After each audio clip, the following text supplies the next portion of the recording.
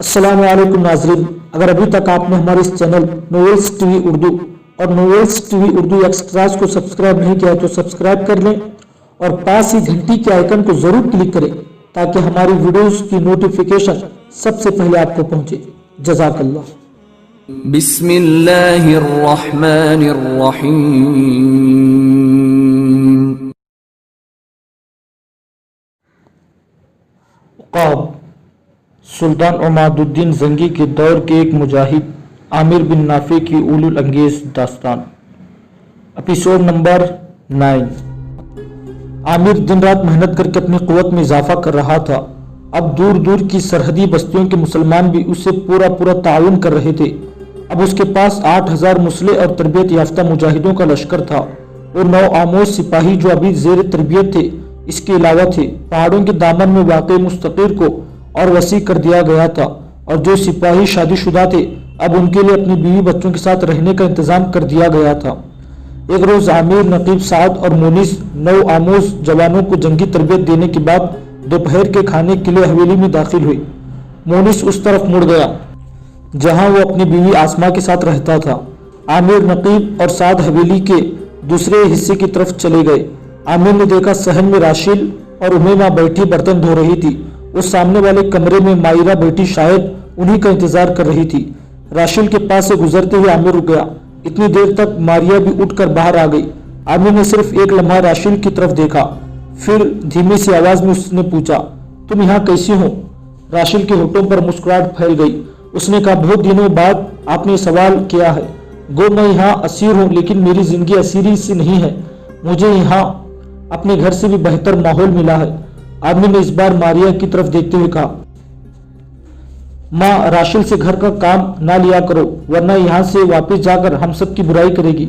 मारिया की बजाय राशिल ने खुद ही जवाब दिया, ये सब किसने कहा है? कोई मुझसे काम लेता है? मैं घर का काम अपनी खुशी और राजी से करती हूँ। उमैमा बर्तन धो रही थी। राशिल अपनी जगह से उठी और मारिया के करीब होते हुए उसने पूछा, माँ, मैं इनके लिए खाना लगाऊं? मारिया ने पुरसुकून लहजे में कहा, आओ बेटी, मैं फर्श पर चटाई बिछाती हूँ। जिस कमरे से मारिया निकली थी उसी में उसने चटाई बिछा दी। राशिल भाग भाग कर वहां खाने के बर्तन रखने लगी।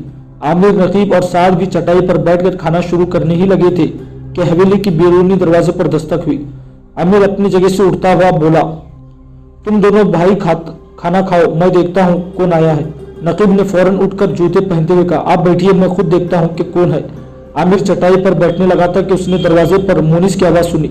वो घबराहट और परेशानी में किसी से गुफ्तगू कर रहा था। आमिर भी नकीब के पीछे पीछे हो लिया। साद ने भी खाने से हाथ खींच लिया और वो भी हवेली की बैरूनी दरवाजे की तरफ चल दिया। उन्होंने देखा कि एक मुस्लिम जवान जो सियाह घोड़े की बात पकड़े हुए था दरवाजे पर खड़ा था। जो ही उसकी निगाह आमिर पर पड़ी उसने बेसब्री का मुजाहरा करते हुए कहा, यह आमिर त्यूतुस के लश्कर का एक हिस्सा आज शाम से कबल किसी वक्त भी यहाँ से 5 मील ऊपर के मुसलमान बस्तियों पर हमलावर होगा। इस बार वो एक गहरी चाल चल रहे हैं। उन्हें खबर तो हो चुकी है कि उनके सैकड़ों जवान जबिल्ला के उस पार मारे गए थे, लेकिन उन्हें यह मालूम नहीं कि उनका ये नुकसान किसके हाथों हुआ है। इसी राज को जानने के लिए तीतुस ने 2 लश्कर रवाना किए हैं। एक लश्कर जिसकी हैसियत हर अव्वल दस्ते से होगी, मुसलमान बस्तियों की लूट मार कर का सिलसिला शुरू करेगा। दूसरा लश्कर उस हर अव्वल से जरा हटकर ओट में रहेगा और अगर उनके हर अव्वल पर किसी ने हमला किया तो ये दूसरा लश्कर पुष्ट की जानिब से अपने हर अव्वल की मदद करेगा। इस तरह तीतुस ये जानना चाहता है कि उसकी लूट मार करने वाले लश्करियों को किसे, कैसे और कौन नुकसान पहुंचाता है। उन सब की तादाद 6000 के करीब होगी। जब आने वाला वो मुखबिर रुका तो आमिर की ऐसी आवाज बुलंद हो गई गोया वो कुर्दाब से अफलाक का दारोबान बन गया हो। बोला, उसने उस मुखबिर से मुखातिब करके पूछा, क्या तुम उस इलाके की निशानदेही कर सकोगे जिसे तीतुस के आदमी अपनी तरकताज का हदफ बनाएंगे? उस आने वाले ने एक अज़म का इजहार करते हुए कहा, ऐ मेरे अमीर, आप मुतमईन रहे, मैं उस जगह से खूब वाकिफ हूँ। मैं आंधी, झगड़ों और बर्फ की तूफानों में भी आपको उस जगह की निशानदेही कर सकता हूँ। यह अमीर, ये 5 मील की मसाफत तो कुछ नहीं। अब हम में कदर इस्तिताअत है कि हम राशुल शमरा से कुहिस्तानी हरमों और अंताकिया से किला हरम के जुनूब तक अपने हर हदफ और निशाने की पहचान रखते हैं। आमिर ने इससे आगे कुछ ना कहा था। वो उस कमरे की तरफ भागा जहां बैठकर वो खाना खाने लगे थे। वहां बैठे हुए उसने अपनी जर्रा और जंगी हथियार उठाए और इस्तेबल की तरफ भाग खड़ा हुआ। नकीब और साद भी उसके पीछे पीछे अपने हथियार उठाकर अस्तबल की तरफ चल गए थे। मुनीस भागकर अपने घर के अंदर चला गया। राशिल और उमैमा परेशान खड़ी रह गई थी। मारिया आमिर को आवाज देती रही, लेकिन आमिर ने किसी की ना सुनी। अस्तबल में आकर तीनों ने जर्रा पहनी सर पर खुद रखे और जब वो अपने आप को हथियारों से मुसलह करके अपने घोड़ों पर सवार होने लगे तो मुनीस भी अपने आप को मुसलह करके अपने घर से निकल आया। चारों अपने घोड़ों पर सवार हुए और हवेली से बाहर आकर उन्होंने मुखबिर को साथ लिया और मुस्तकीर की तरफ अपने घोड़ों को सर पर दौड़ा रहे थे। आमिर ने मुस्तकीर से अपने 4000 जंगजुओं को साथ लिया। मैदान से निकलकर उन्होंने तंग घाटी को अबूर करके जबला नदी की चोबी पुल पार किया। फिर वो बाएं हाथ मुड़कर आंधी और तूफान की तरह आगे बढ़ने लगे थे। जो मुखबिर खबर लाया तो लश्कर की रहनुमाई कर रहा था। 5 मील ऊपर जाकर मुखबिर के कहने पर आमिर ने लश्कर को रोक दिया। वहां उसने लश्कर को 2 बराबर हिस्सों में तकसीम किया। आधा हिस्सा उसने अपने पास रखा और आधा हिस्सा उसने नकीब के हवाले किया। मोनिस को भी उसने नकीब के साथ कर दिया, जबकि तबीब साथ जख्मियों की मरहम पट्टी करने वाले दस्तों की रहनुमाई कर रहा था। अपने 2000 के लश्कर को लेकर आमिर पहाड़ों के ओट में हो गया। नकीब के साथ 2000 जवानों को उसने एक नुमाया जगह खड़ा कर दिया जहां वो दुश्मन पर निगाह रख सके।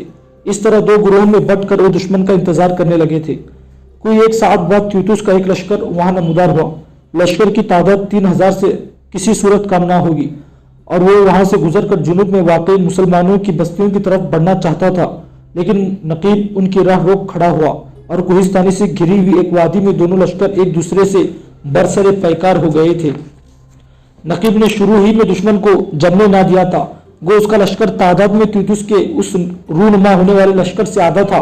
इसके बावजूद नकीब ने ऐसे अंदाज में हमला किया कि दुश्मन को उसने एक जगह जमकर लड़ने का मौका ही ना दिया था और वो पै दर पे उन्हें पीछे धकेलता जा रहा था।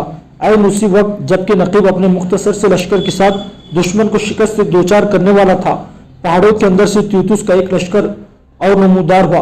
कोहिस्तानों की ओट में बैठा हुआ आमिर उस लश्कर को देख चुका था, लिहाजा वो घाट से निकलकर उस लश्कर के ताकुब में लग गया था। उस ताकुब के दौरान मुखबिर अपना घोड़ा दौड़ाता हुआ आमिर के करीब लाया और बुलंद आवाज में पुकार कर कहा, या आमिर, ये जो लश्कर अब नमूदार हुआ है इसका सालार त्यूतुस का छोटा भाई यरो का है।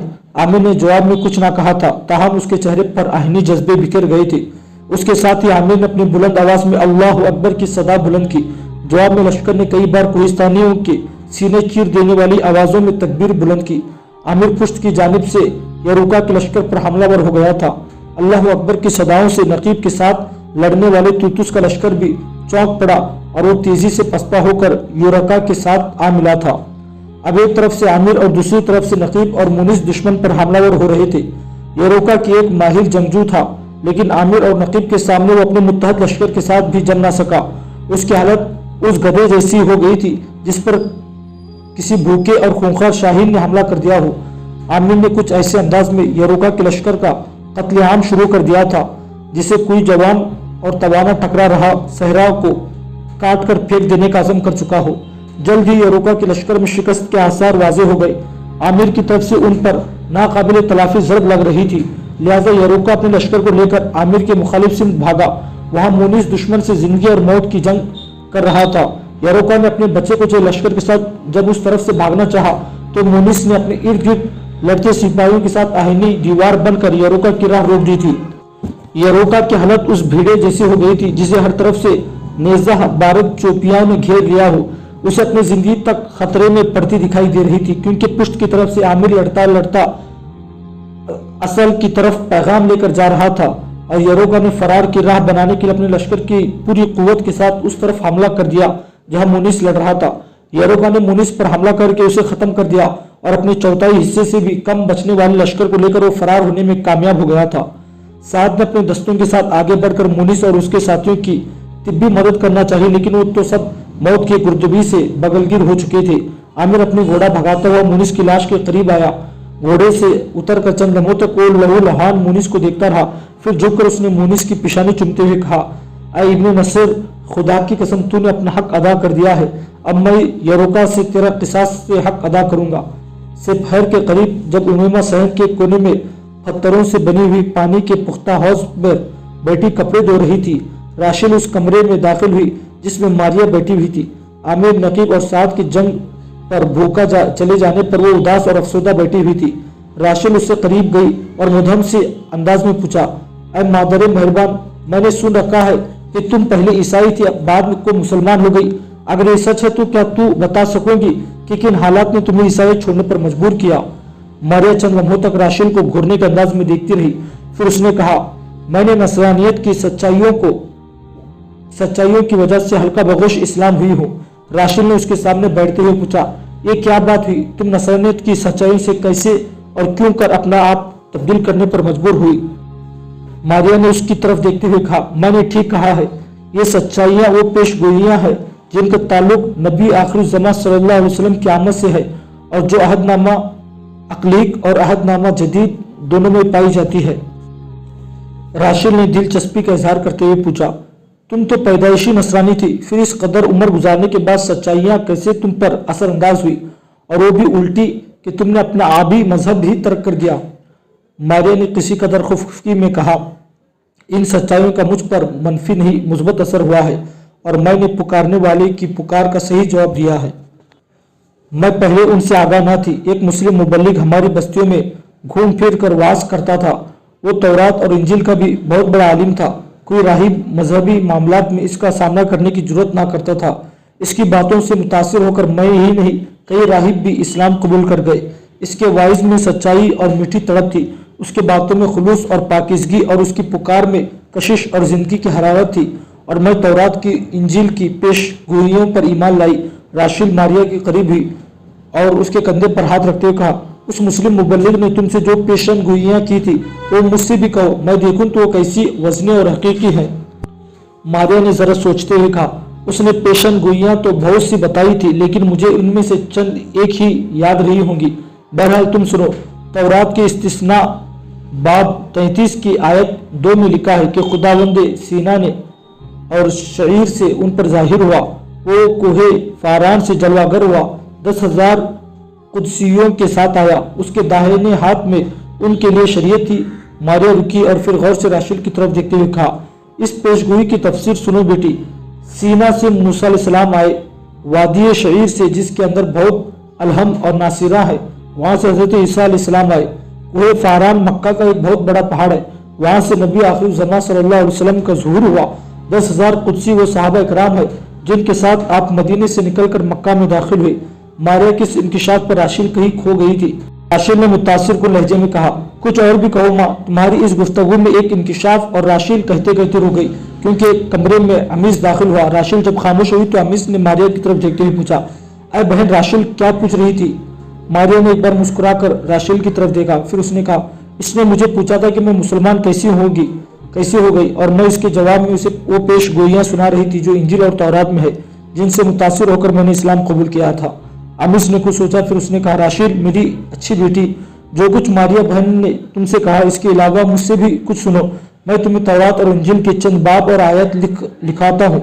यहाँ से जाने के बाद जब तुम्हें दोनों किताबें मुयसर हो तो तुम पढ़कर अंदाजा लगाना कि यकीनन इस्लाम ही वो आखिरी मजहब है जिसका वादा सब रसूलों से रब अज़ीम ने किया था। राशिल बाहर भागती हुई बोली, आयन जरा रुक जाइए, मैं आती हूँ। राशिल फौरन चूल्हे से कोयले उठा लाई। फिर उसने अमीस से कहा, अब बोलिए, जो कुछ आप कहें मैं कोयले से दीवार पर लिख लूंगी। अमीस ने बोलना शुरू किया और उसने उसे इस्लाम की अच्छी सी तालीम दी। थोड़ी देर के बाद अमीस खामोश हो जाना पड़ा अमीस को, क्योंकि बाहर लश्कर की आमद का शोर मच गया था। बस्ती के लोग अपने लश्कर के इस्तकबाल की खातिर भाग भाग कर खुले मैदान में जमा होने लगे थे। अमीस जल्दी जल्दी बाहर निकल गया। अस्मा भी अपने मकान के अंदर से निकल आई। उमैमा ने कपड़े धोने के बंद कर दिए। राशिल मारिया और अस्मा के साथ अपने लश्कर को देखने के लिए वो भी बाहर निकलकर खड़ी हो गई थी। बस्ती के सब मर्द मैदान में जमा हो गए थे। औरतों में से अक्सर बस्ती से बाहर खड़ी होकर और कुछ मकानों की छतों पर खड़ी होकर लश्कर को देखने लगी थी। आमिर की सरकर्दगी में लश्कर कोहिस्तानी दर्रे से निकलकर खुले मैदान में दाखिल हुआ और उस जगह आकर रुका जहां लोग इस्तकबाल के खातिर खड़े थे। कुछ सिपाही चुन के पहले ही बस्ती में पहुंचकर फतह की खुशखबरी सुना चुके थे, लिहाजा लोग जोक दरजोक आगे बढ़कर आमिर, नकीब और साथ को गले लगने लगे थे। आमिर लोगों से मिल जरूर रहा था, लेकिन वो अफसरदा और संजीदा था। जब अमीस के पास गया तो आमिर ने इत्मीनान का सांस लेते हुए कहा, अच्छा हुआ आप आ गए, इस जंग में मुनिस काम आ चुका है। मैं उसकी नाश के साथ अस्मा का सामना ना कर सकूंगा, और मेरे साथ तुम नाश घर ले जाओ। मुनीस के साथ कुछ और जवान भी काम आए और इसके अलावा कुछ जख्मी भी हैं। आमिर के साथ सब लोग इधर आकर जमा हो गए जहां जंग में काम आने वाले और जख्मियों को कुछ सवार अपने आगे बैठाए हुए थे। साथ की सरगर्दगी में जख्मियों को मुस्तकिल इलाज के खातिर मुस्तकिल की तरफ रवाना कर दिया गया और जो लोग जंग में मारे गए थे उनकी नाइशें उनके रिश्तेदार अपने अपने घर को ले जाने लगे थे। कोई वाइला रोने की आवाज तक बुलंद न हुई थी। अमीस भी उस घोड़े की बाग पकड़कर बस्ती की तरफ रवाना हो गया जिस पर मुनीस की नाश रखी हुई थी। जब वो घर के पास उस जगह गया जहां बस्ती की दूसरी कई औरतें साथ मारिया, राशिल, उमैमा और आसमा खड़ी थी तो रुक गया। फिर उसने आसमा की तरफ देखते हुए कहा, ऐ बेटी, मैं बदकिस्मत तेरे लिए ये खबर लाया हूं कि तेरा शोहर जंग में मारा गया है। मैं उसकी नाश लाया हूं। सब औरतें दम बखुद खड़ी थी। आसमा आहिस्ता आहिस्ता आगे बढ़ी। सिर्फ एक लम्हा उसने मुनीस का चेहरा देखा। फिर उसने मुनीस के खून आलू जूतों को बोसा देते हुए सिसकिया में कहा, ऐ मेरे हमसफर, मुझे फख्र है कि आप मजहब और मिल्लत के खातिर जंग में काम आए। गो आपका बिछड़ना मेरे लिए शाक और तकलीफदा होगा, लेकिन हर मुसाफिर को, हर हमराह को एक रोज अपने साथ सफर करने वाले से अलहदा होकर अपनी मंजिल की तरफ जाना है। खुशकिस्मत है वो जो अपनी मंजिल को औरों की निस्बत पहले पा लेता है। आसमा रुकी। फिर उसने अमीस की तरफ देखते हुए कहा, अयम अखी आमिर कैसे है? कहीं वो जख्मी तो नहीं हुए? अमीस ने फखरिया अंदाज में आसमा की तरफ देखते हुए कहा, अय जान आम, मैं तेरी जात, तेरी शुजात और सबर पर जिस कदर शर्फ और गुमान करूं कम है। सुन मेरी बेटी, आमिर बिन नाफे बिल्कुल ठीक है। वो मुनीस की नाश लेकर खुद आता, लेकिन वो कह रहा था कि मैं आसमा का सामना नहीं कर सकूंगा। आसमा के कहने पर अमीस लाश को अंदर ले गया। मारिया, राशिल, उमैमा और बस्ती की दिगर कई औरतें भी आसमा के साथ हवेली के अंदर चल गई थी। थोड़ी देर बाद आमिर नकीब भी हवेली में दाखिल हुए। दरवाजे के करीब ही वो अपने घोड़ों से उतरकर उनकी बागें पकड़कर अस्तबल की तरफ बढ़ने लगे थे कि सहन के एक तरफ मसहरी पर मुनीस की लाश रखी थी और वहां आसमा के गिर्द काफी औरतें जमा थी। आमिर और नकीब को देखते ही उमैमा चौंकी और उनकी तरफ भागी और दोनों के हाथों से उनके घोड़ों की बागें लेते हुए कहने लगी, मुझे दीजिए, मैं खुद आप दोनों के घोड़ों को अस्तबल में बांधती हूँ। अम्मी ने बड़ी शफकत और हमदर्दी से कहा, नहीं उमैमा, ये तुम्हारा काम नहीं है। उमैमा ने एक बार गौर से आमिर की तरफ देखा। फिर उसने रिक्कत आमेज लहजे और कपकपाती आवाज में कहा, मैं अगर अपनी मिल्लत के खातिर जंगों में हिस्सा नहीं ले सकती तो मुझे मुजाहिदों के घोड़े पकड़कर अस्तबल तक ले जाने की सादत और निकी से तो महरूम ना कीजिए। आमिर चौंक सा पड़ा और उसने घोड़े की बाग उमैमा को थमा दी। नकीब भी ऐसा ही कर चुका था। इतनी देर तक मारिया भी वहां पहुंच गई और उसने आमिर की तरफ देखते हुए कहा, ऐ बेटे, मुझे तेरी फतह की मुबारकबाद देती हूँ। आमिर ने एक सादतमंद बेटे की तरफ अपना सर झुकाते हुए कहा, ऐ माँ, मेरी इस फतह में आपकी दुआएं भी शामिल है। मारिया ने फिर पूछा, साद कहाँ है बेटे? वो जख्मियों के लिए मुस्तकिल गया है। मारिया ने उस बाहर फिक्रमंद होकर कहा, तुम सब ने सुबह का कुछ नहीं खाया। आमिर ने दरवाजे की तरफ मुड़ते हुए और मारिया की बात काटते हुए कहा, मुझे अभी जंग में मरने वालों की तकफीन का बंदोबस्त करना है। आमिर और नकीब दोनों बाहर निकल गए और बस्ती के लोगों के साथ मिलकर मुश्तरका तजहीज और तकफीन का इंतजाम करने लगे थे। दमिश्क का हुक्मरान ताजुल मुलूक अपने केसर में कातिब को आमाल के नाम हुक्काम लिखवा रहा था। केसर के हाजिब अंदर आया और ताजुल मुलूक बोरवी को मुखातिब करते हुए उसने कहा, सैयदी, आपकी बिरादर सगीर किसी इंतहाई अहम और ज़रूरी काम के साथ आपसे अभी मुलाकात करना चाहते हैं। बोरी ने चौंक कर कहा, उसे अंदर भेज दो। हाजिब चला गया और बोरी ने कातिब को हुक्काम लिखवाने बंद कर दिए। थोड़ी देर बाद कैसर के उस कमरे में ताजुल मलिक बोरवी का छोटा भाई शमशुल मलिक इस्माइल दाखिल हुआ। वो निहायत संजीदा अफसुर्दा था। बोरी ने बड़े शफकत से कहा, इस्माइल, तुम इस कदर उजलत में मुझसे क्या कहना चाहते हो? इस्माइल ने किसी कदर खफखफी का इजहार करते हुए कहा, मुझे तन्हाई में आपसे कुछ कहना है। बोरी ने कातिब को इशारा किया और उठकर जब बाहर चला गया तो बोरी ने फिर पूछा, अब कहो। इस्माइल ने बगैर किसी तौकुफ के कहा, मैं आपसे ये पूछने आया हूं कि आपने दमिश्क की क्या कीमत लगाई है। बोरी ने परेशान लहजे में पूछा, ये तुम क्या कहते हो इस्माइल? खुलकर कहो, मुझे ऐसी पुरइसरार बातों से और पेचीदा बातों से कतन दिलचस्पी नहीं है। इस्माइल ने आवाज में कहा, अपने अजीजों और लवाहिकीन को दमिश्क से ले भगाने का इंतजाम और इंसराम कीजिए कि आपका वजीर ताहिर अल-मर्ज़गानी दमिश्क का सौदा कर चुका है। ताजुल मलिक बोरी चिल्ला उठा, इस्माइल, इतना बड़ा इल्जाम देने से कबल तुमने अल-मर्ज़गानी की हैसियत को देखा होता। जो कुछ तुमने कहा है अगर ये गलत और बेबुनियाद हुआ तो मेरी तलवार तुम्हारी तरफ बढ़ते हुए भाई की रिश्ते की परवाह ना करेगी। इस्माइल ने बेझिझक होकर कहा, पहले मेरी पूरी बात सुनिए, उसके बाद अल-मर्ज़गानी की तरफदारी में आप मेरे लिए भी जो सजा तजवीज़ करेंगे मैं उसे बखुशी कबूल कर लूँगा। बोरी ने ज़रा नरम होकर कहा, कहो मैं सुनूंगा और इंसाफ करूंगा। इस्माइल ने बोरी से और करीब होते हुए कहा, आज से 1 साल और कुछ माह बेशतर आमिर बिन नाफे के शहर बदर होने के बाद अल-मरज़गानी ने यरूशलेम के हुक्मरानों से साज़बाज शुरू कर दिए थे। नसरानियों ने अल-मरज़गानी को पेशकश की थी कि अगर तुम दमिश्क पर हमारा कब्जा कराने में मदद दो तो हम दमिश्क के बदले साहिली शहर सुवर्त देंगे और उसका खुद मुख्तार हुक्मरान ताजुल मलिक बोरवी नहीं ताहिर अल-मरज़गानी होगा। दोनों फिरकों के दरमियान इस सिलसिले में इब्तिदाई गुफ्तगू बालबक शहर में तय हुई। उस गुफ्तगू के लिए ज्यादातर सिकलात को इस्तेमाल किया गया था। हमारे कुछ मुखलिस कारकुन उस घिनौने इक़दाम को पहले ही इत्तला कर चुके थे, लिहाजा मैं और शहाबुद्दीन ने इस सिलसिले में साबिक मुहतसिब और इमाम यूसुफ अंदलवी से मशवरा किया। हमें यकीन था कि आप अपने दोनों छोटे भाइयों पर एतबार ना करेंगे, लिहाजा हमने इमाम यूसुफ और जमालुद्दीन की तरफ रुजू किया। उन्होंने हमारे साथ पूरा ताउन किया और हमने कुछ ऐसे आदमियों का तकर्रुर किया जो ताहिर अल-मरज़गानी के आदमियों का हर वक्त ताक़ुब करते रहे। इस मकसद के लिए हमने अल-मरज़गानी के आदमियों के पीछे अपने मुखलिस कारकुन बालबक शहर भी रवाना किए थे। ताजुल मलिक बोरवी ने दरमियान में बोलते हुए कहा, अगर ये धोखा हुआ। तब इस्माइल ने बिला तवक्कुफ कहा, गो मैंने अपनी बात अभी खत्म नहीं की, फिर भी मैं आपको यकीन दिलाता हूँ कि आप मेरे बड़े भाई और बाप की जगह है। मैं अपनी जात को धोखा दे सकता हूँ, आपको नहीं। पहले मेरी पूरी बात सुनिए। मैं कह रहा था कि हम कदम बर कदम अल-मरज़गानी की साजिशों का पीछा कर रहे थे। अब हालात अपने आखिरी रुख पर पहुंच गए हैं। अभी थोड़ी देर कबल मुसलमान दुर्वेशों की बेस में यरूशलेम के 10 सरगर्दा ईसाई दाखिल हुए हैं जो अल-मरज़गानी से मिलकर ये तय करेंगे कि नसरानियों को कब और किस वक्त दमिश्क पर हमलावर होना चाहिए। अगर आप अभी भी मेरे कहे पर शक है तो मुझे कैद में डाल दीजिए और खुद इस मामले की तहकीक करिए। मैं आपसे अपनी रिहाई की भीख ना मांगूंगा। जब आप साबित हो जाए कि मेरा कहना सच है तो मैं कैद खाने से बाहर आना पसंद करूंगा, वरना सारी उम्र वही गुजार दूंगा। ताजुल मलिक बोरवी ने इस बार नरम होकर कहा, इस्माइल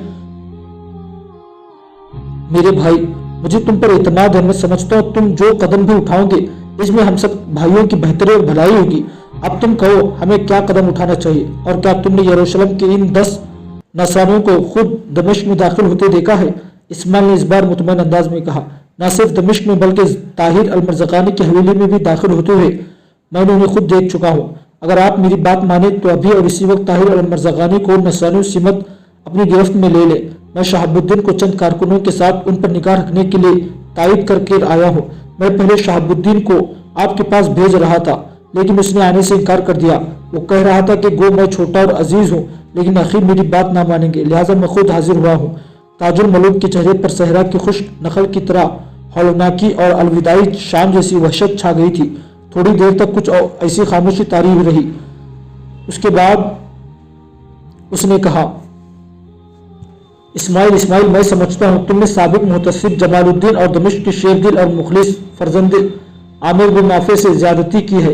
ये दोनों मर्द बेबाक और बेदिल, रफीक और दमसाज थे। काश मैं अल-मरज़गानी को इसके तहियों तक समझ सकता। अब भी मैं उसे माफ नहीं करूंगा। मेरा रब जो कादिर और कुद्दूस और खता बख्श और खतापोश है मेरी मदद और रहनुमाई करेगा। इस्माइल तुम अभी और इसी वक्त यहाँ से रवाना हो जाओ। सबसे पहले जमालुद्दीन और इमाम यूसुफ अंदलवी को मेरे पास भेज दो। उसके बाद तुम सीधे मुस्तकिल जाओ और अपने लश्कर के हर अव्वल दस्ते को शहर के तमाम इस्माइलियों के घर मुतय्यन कर दो और उन्हें ताकीद कर दो कि हुक्म मिलते ही शहर के अंदर जिस कदर इस्माइली है उन्हें तहे तय कर दिया जाए। तुम खुद अल-मरज़गानी की हवेली से बाहर मेरा इंतजार करो। इस्माइल फौरन बाहर निकल गया। ताजुल मलिक चंद लम्हों तक उसके घोड़े की टापें सुनता रहा। फिर उसने कातिब को अंदर बुलाया, उसे एक कुर्बान लिखाया जिसके तहत ताहिर अल-मरज़गानी की जगह जमालुद्दीन को शहर का मुहतसिब मुकर्रर किया था। फिर उसने कातिब से कहा, फौरन शहर में इस हुक्मनामे की मुनादी करा दी जाए। कातिब शायद मामले की नज़ाकत और नौयत को भाग गया था, लिहाजा वो फौरन बाहर निकल गया। थोड़ी देर ही बाद हुकूमत के कारकुन ने डग बजा कर जमालुद्दीन की बहैसियत मुहतसिब नामजदगी का ऐलान कर रहे थे। बोरी एक बार फिर कैसर के उस कमरे में बड़ी बेचैनी से जमालुद्दीन और इमाम यूसुफ की आमद का इंतजार करने लगा था। थोड़ी ही देर बाद कैसर का हाजिब अंदर आया और बोरी को जमालुद्दीन और इमाम यूसुफ के आने की इत्तला की। बोरी ने परेशान हाल ही में हाजिब को झगड़ते हुए कहा, तुमने इन दोनों को बाहर क्यों रोक दिया? क्या तुम अंधे हो गए हो जो तुम इन दोनों को नहीं पहचानते? इन्हें फिलफौर अंदर भेज दो। हाजिब जब बाहर निकल गया तो इमाम यूसुफ और जमालुद्दीन उस कमरे में दाखिल हुए। बोरी ने आगे बढ़कर उन दोनों से मुसाफा करते हुए कहा, मैं आप दोनों को इस कैसर में खुश आमदीद कहता हूँ। इमाम यूसुफ और जमालुद्दीन दोनों खुश रहे और उन्होंने कोई जवाब न दिया। बोरी ने करीब की सारशारी से मगलूब आवाज में कहा, मैं आप दोनों से ज्यादती की थी, मैं अपने रवैये पर नादिम हूँ। जमालुद्दीन, आज नहीं बल्कि अभी से आप शहर के मोहतसिब है। मैंने आपकी तकरीरी का फरमान जारी कर दिया है और शहर में उसकी मुनादी भी कराई जा चुकी है। जमालुद्दीन ने मुदहम सी आवाज में कहा, मैं सुन चुका हूँ। बोरी ने फैसला कुन अंदाज में कहा, अगर सुन चुके हो तो और सुनो। तुम दमिश्क के मोहतसिब हो, अल-मज़गानी के खिलाफ हरकत में आ जाओ, कैसे इस घिनौने जुर्म की सजा दी जा सके। जमालुद्दीन ने जुर्रतमंदी का मुजाहरा करते हुए कहा, अगर आप मेरा तकर्रुब ना भी करते तो भी मैं अल-मज़गानी के खिलाफ हरकत में आने वाला था।